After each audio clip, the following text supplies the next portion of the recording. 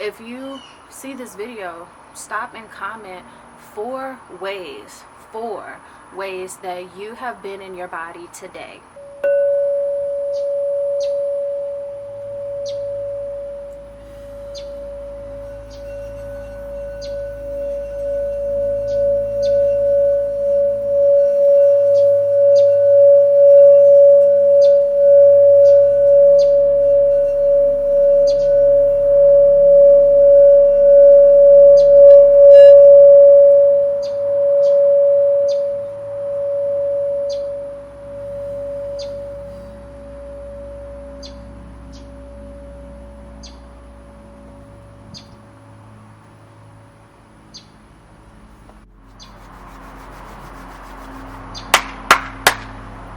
Greetings. We finally made it into October. Coming to the other side of eclipse season, it was really a purging. Okay, it was really that deep clean that we all needed to do to get some things out of our psyche, out of our spirit, out of our heart, to finally let go and really push us into that final shedding, that last straw that might have been holding us back from whatever we needed to prepare for in this new season, fall 2025.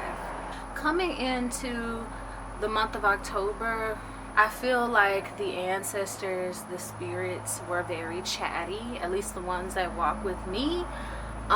There were a lot of messages and downloads that were coming through, and I kind of was just a little bit overwhelmed. I was just like, okay, I know a lot of this stuff is for me, but I know a lot of other people need to hear these things too. So I just was kind of overwhelmed, like, do I just make a bunch of shorts? Do I sit down and do a long form video with all these downloads coming through? I was doing a meditation today. I've been outside, right outside my backyard for a couple hours today, and I just really needed that moment to pour into myself, to just practice some gratitude, stretch, do some deep breathing, do a little bit of Reiki on myself, and just really get in tune. And one of the messages that Spirit dropped off to me today is that you really need to be in your body. It's super important for you to be in your body. So if you feel like commenting below, I'm waiting for the bold ones. I'm waiting for the ones who are ready to shift this thing, right? If you see this video, stop and comment four ways that you have been in your body today. Okay? 4 ways that I've been in my body today. I made sure that I ate fulfilling meals. I also equally made sure that I wasn't stuffing myself. Okay, I allowed myself to kind of fast in between eating, and right now I have my smoothie, okay, which says sometimes you forget you're awesome, so this is your reminder. And sometimes I do be forgetting, so I really like this cup. But yeah, so I fed myself, but I also was mindful, okay, of how my body feels, and let me take a break, let me not stuff myself, let me fast a little bit before my next meal. Okay, like I told you guys, I stretched, I did some deep breathing, and I really just got a chance to sit and check in and just be present with every movement and every inch of me, and that felt so good. So I'm just sharing that with you to inspire you to do the same thing, because it's so easy to slip into a depression when this fall season gets kicked off. The weather starts to kind of cool down, like there's literally a little chill in the air today, and I'm just like, I'm not ready. Like, I'm excited about it, but I'm not ready. So, the chill in the air comes, and we feel like all we can do is be inside under a blanket, or we just feel like, oh my God, you know, the end of the year is getting closer, and we have these kind of strict timelines and limits that we start placing on ourselves. And so I just want to encourage you to find time to just really get in tune with yourself, really get in tune with your thoughts, really get in tune with your body. Okay, that's the number one. Getting in tune with your body, and then allowing your mind to align with that space. One of the really strong messages that actually shocked me the other day when I was journaling was that, like, kind of coming out of these eclipses, the collective may be struggling, you may be struggling with finding that balance between your masculine and feminine, okay? If that's a new concept for you, you know, we all have a mom and a dad, even people that were born in a lab, you know, not born in a lab, but, you know, created in a lab, have a mom and a dad. We all have masculine and feminine qualities, energies that are within us, right? And you choose how much and which parts of those pieces of yourself you're going to express, how you're going to express them, right? So you know, that's why we have so much gender fluidity conversations now, because a lot of people are just now discovering that, oh, I get to choose how I, you know, express my gender, my sexuality, whatever, right? It's not a copy paste cookie cutter experience, right? It's kind of more so like you definitely have masculine, you definitely have feminine, period. But it's up to you to, you know, decide where you are on that spectrum and how you're going to express that to other people, to the world, etc., right? Kind of got on a tangent there. Let me know if you guys want more videos on masculine and feminine, gender expression, all of the things. The point is that I got a message for myself that it was kind of like, okay, you're struggling between force and flow, right? And kind of going back to that message that I was giving about coming into the fall season, you know, the weather's changing, your moods might be changing, and it's just so easy to slip into this space where we don't really know what to do because we have all these new energies, right? And that's what naturally happens when we enter a new season. I mean, you know, when you go from fall to winter, you kind of have that weird, you know, okay, what are we supposed to do next, you know? Or when you go from, I feel like spring to summer is like an easier transition because it's like you're warming. Spring allows you to warm up to whatever you're going to do in the summertime, right? But also sometimes the summer is a rest period for a lot of people, you know, when we think about getting out of school, going on lots of family vacations or whatever it may be. So yeah, I just think that some transitions are harder than others, and I feel like the fall and winter seasons really do challenge us collectively with just how to move forward. And Spirit says the best way to move forward right now in this fall season is to practice flow over force, okay? This is a lesson that, you know, I'm continually practicing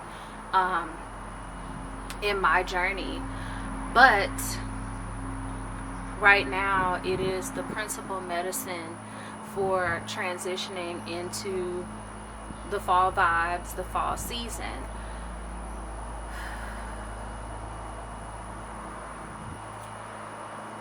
Our masculine wants to keep pushing us, wants to keep progressing us, wants us to keep, you know, manifesting and going after whatever it is that we want to do. That's what the masculine energy wants us to do. You know, keep shining, keep showing up, keep taking up space, keep doing you, keep going off. You know, like, that's what the masculine wants. But the feminine is recognizing that, yeah, you're a little tired. Yeah, you're starting to feel the weight of this year. You're starting to feel how long you've been in this 2025 experience. You're starting to realize, like, I've been through some this year, you know? And so your feminine is taking in the factors that your masculine may not be, right? While the masculine wants to charge ahead and continue to create progress, the feminine is kind of asking us to assess where we are.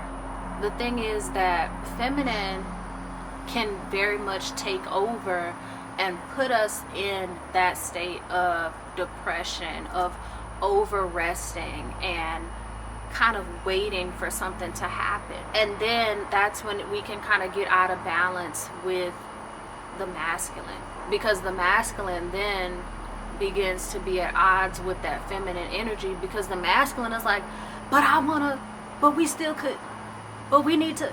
And the feminine's like, hold up, slow down, wait, you're tired, you've done a lot, did you think about this, did you think about that? Like, the feminine is kind of more in this kind of more of a calculating energy than the masculine is, because the masculine is just like, let's get it done, let's progress, let's go.